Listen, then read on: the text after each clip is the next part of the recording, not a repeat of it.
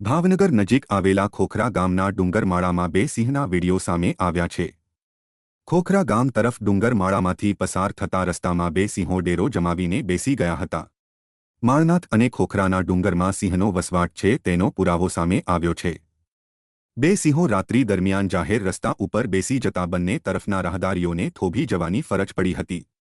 જ્યારે એક વીડિયોમાં કાર ચાલક દ્વારા સીમાડામાં લટાર મારતા સિંહનો વીડિયો પણ ઉતારવામાં આવ્યો છે। જો કે આ બંને વીડિયો 2 દિવસ પહેલાના હોવાનું સૂત્રોમાંથી જાણવા મળ્યું છે। જો કે વાયરલ વીડિયોની ગેલેક્સી મીડિયા પુષ્ટિ કરતું નથી।